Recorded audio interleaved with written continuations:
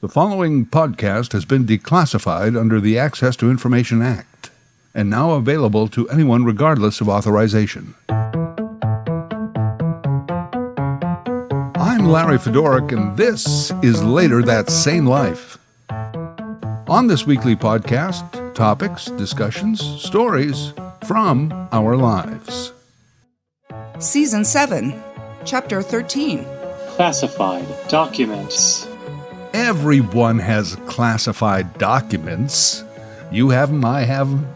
We may call them our personal papers and files, but really those are our classified documents. Bank statements, old love letters, poetry we wrote in high school. For your eyes only. You keep them private and you control their distribution, if any. Yes, we all have classified documents. Individuals have them. Business and corporate have them, and governments have them. Governments and classified documents. This is where lately we seem to have a problem. We as individuals have a right to privacy. Governments, not as much. The attention to classified documents began last summer when over 300 of them were discovered at that tacky Trump, Florida sprawl known as Mar-a-Lago. It's a collusion witch hunt. Not only had the Donald absconded with work papers, but apparently they were not held securely within the mansion. Hey, Melania, are we out of peanut butter? Did you look next to the nuclear codes? I think there's a new jar there. Hey, Melania, where's my golf shoes? On the box marked Pentagon, where they always are. Hey, those were two bang-on impressions, weren't they? Yeah, I know. It's like you were right there. Trump was Trump during the fallout of all this. If you're the President of the United States, you can declassify just by saying it's declassified, even by thinking about it, because you're sending it to Mar-a-Lago or to wherever you're sending it. And you're the President. You make that decision. So when you send it, it's declassified. I declassified everything. He continues to be Trump. But then, lo and behold, classified documents were found in an old Joe Biden office space and at his home. People know I take classified documents and classified materials seriously. I also said we're cooperating fully and completely with the Justice Department's review. Then former U.S. VP Mike Pence was found to have some around his house as well. The fact that these three would have classified documents in personal possession after they had left office, because remember, Biden's documents were from his time as a senator and as vice president and not exactly related to his current job. But the fact is no surprise to me. The fact that we all know about it now, well, that's politically motivated. In that I wouldn't be surprised if Obama, W., the Clintons, former heads of CIA, FBI, Homeland Security, as well as senators and congresspeople, all had some papers somewhere in a cabinet that should have stayed at work. It's a problem. It's a problem on several levels. But this is how we got here. First of all, let me point out the United States is the largest self-proclaimed democracy in the world, the richest and most powerful. Democracy comes, or at least should come, with certain expectations. Secrecy not among them. This is why today I'm focusing mostly on the U.S. as an example to us and the rest of the world. In the United States, the process for classification is fairly simple and easy. Their elected officials can mandate such classification, but so can many other staff members. As an originator of a document, all you have to do is cite foreign policy or national security implications, however minor. They don't even have to be CIA or military, FBI, Secret Service, just about any department. Boom. Classified. A classified document is assigned a number and must only then be referred to by that number. More sensitive documents can also be classified secret or top secret, and they actually get a code word, usually a cool name like Operation Burnt Frost. Every U.S. federal agency has a central repository for documents that have become classified, and then special procedures are mandated when such a document has to be shared, and on an NTK basis, need to know. We've since heard many times on the news how these documents are shared. Let's say it would be agreed that a document must be shared with, say, the senator from Virginia. The keeper of the document takes it to the office. The senator reads it in his presence. The keeper of the document never loses sight of it. Then the senator would return it to the keeper, who takes it back to a secure place.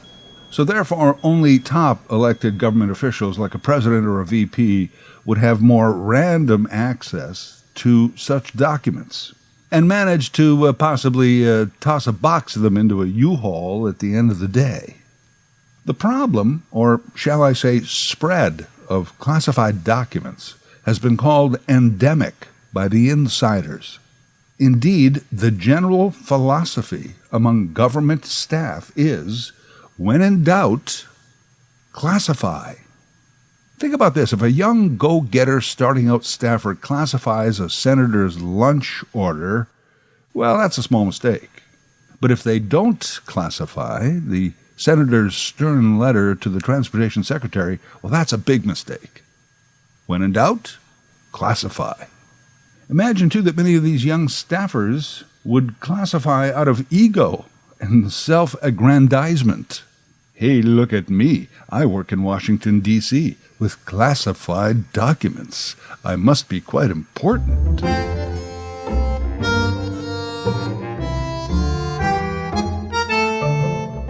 As one may think, information about classified documents would itself be classified, or at least tough to get. It is. But according to a Washington Post story, in 2004, the number of U.S. government classified documents was 7.5 billion. That has grown exponentially because of the ease of now creating digital documents, emails, texts, etc. Those also get classified.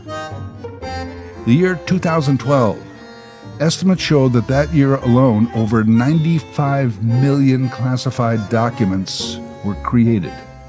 In 2019, there were 4 million people who were eligible to view those kind of documents, and 1/3 of the 4 million had clearance to view classified docs labeled top secret. Speaking of numbers, there are literally thousands and thousands of people who can classify a document, but there's only a handful, and they often get lost within a huge bureaucracy, that are allowed to declassify. It's a bad situation. The U.S. government spends $18 billion a year in classification and only $100 million for declassification. If you request a declassification, one expert estimates that it can take up to 5 years for a request to actually get to the desk of someone who can begin the process. That's a lot of secrecy.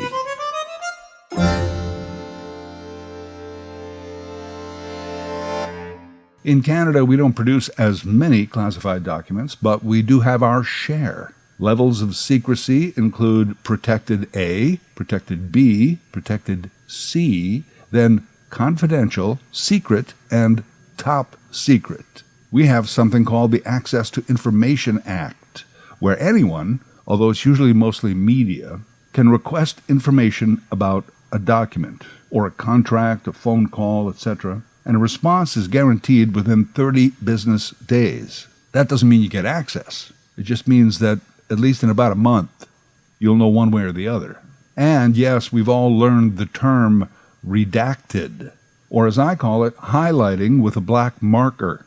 This is where documents are partially released with those huge black strips, which is all the sensitive information crossed out. Every country has a system of classification, and depending on the type of government, every nation has intelligence gathering. They have intelligence management, perhaps even a secret police, secret documents in every country. Why are they secret? We don't know. That, too, is a secret. It's national security. As well as every nation in the world, you can add to that the classified documents of the G7, the G20, NATO, the Five Eyes nations, and so forth. What we don't know is a lot.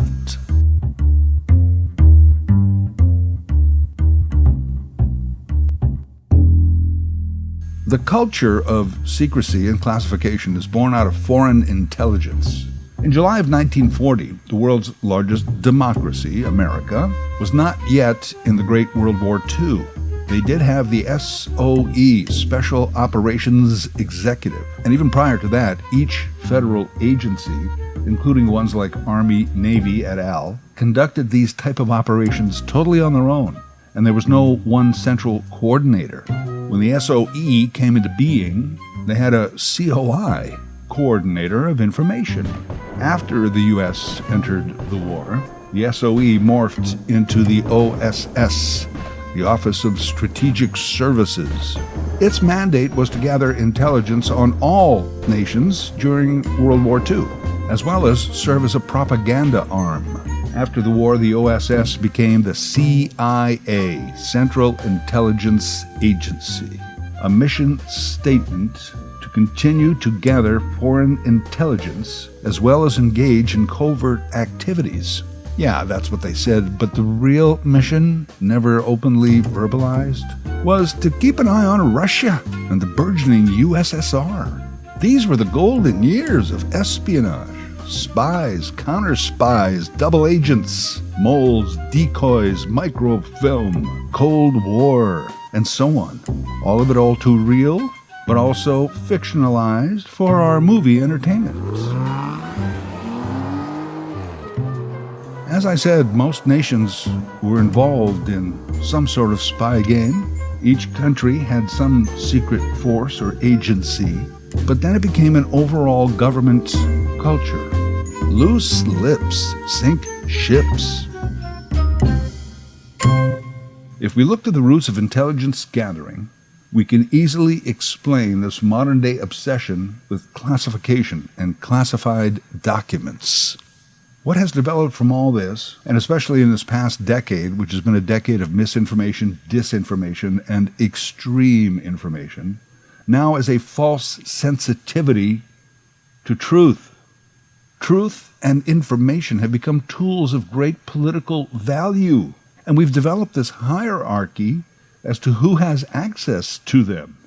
Seems like only the elite and the powerful can know what they know. And not even all of them can know. Depends whose side you're on. And that's why we hear this overly used, easy excuse of national security. National security used to mean bad actors from another country. But today, it can apply to any subgroup or person that a sitting government has a problem with. Danger, man. Documents are classified out of some concern for national security. You know what they're fond of saying, right? You've heard this. Out of an abundance of caution, which actually means, when in doubt, classify.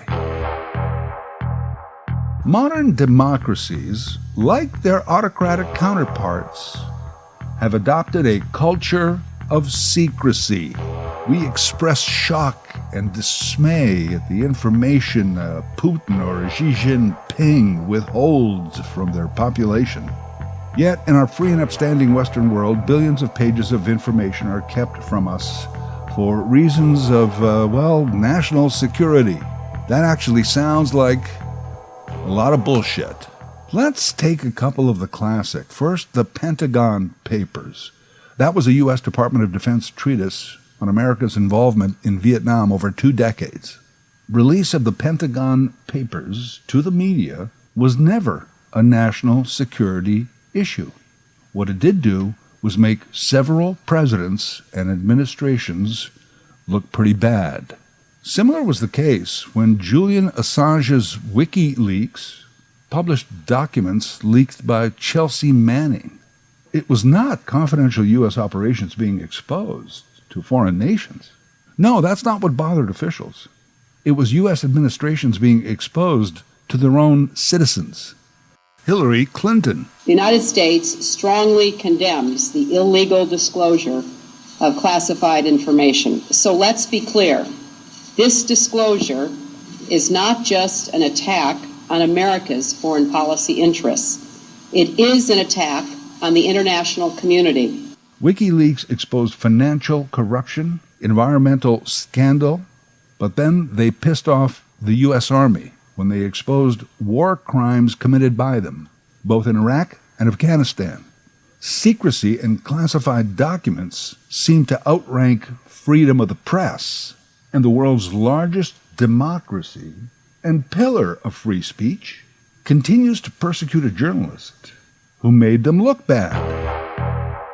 Even the original leaker, a military intelligence officer named Bradley Manning, has since become Chelsea, served time, and then rehabbed their image to run for U.S. elected office. But no, not Julian Assange. He remains in maximum security in the UK, fighting extradition to the U.S. Wow. WikiLeaks has been framed not as a news and journalism site, but as a hostile intelligence service. Think about this. America's colossal failure in Afghanistan was re-exposed just last year. Yet no one from that story is doing hard time in prison, are they? There is no question that some information is sensitive and should be classified. But the endemic of classified documents has two major pitfalls. One, more mistakes happen. Why? Well, not everyone has all the information. How can everyone be on the same page when not everyone is allowed access to all the pages? Mistakes. Secondly, and the bigger problem, we have democratic governments with less accountability. Whatever happened to the concept that these elected officials work for us and are accountable and responsible to us, we the people? I guess theoretically that's still true. I mean, they work for us. Maybe it's that we've become horrible bosses. You ever had someone who was a boss or a manager and they gave no direction, no leadership, no clear job description? That's us now. We're the horrible bosses of our elected officials. We're the boss of them, but we do a poor job of it. Am I saying that our elected officials now consistently use secrecy, classification of documents to cover their own asses? Yup. Which one is worse? Autocracies with fake elections like Russia or China who openly manipulate their citizenry? Or so-called free nations that campaign under the principles of a constitution and then behind your back do whatever they can to violate it? Which is worse? Answer, they are equally bad. At least with one, it's easier to see them coming. The Trump case itself is a problem. A former president just can't help himself to documents, whether to take as mere souvenirs or to further his own personal agenda. It's a collusion witch hunt. I'm more apt to believe those classified documents found in the homes of Biden and Pence were there unintentionally. What I don't want to lose sight of is this bigger problem. There's no secure system to deal with these docs. And why? Because there's just too many of them. Because it's too easy to classify. Now we have less accountability. What we don't know can hurt us.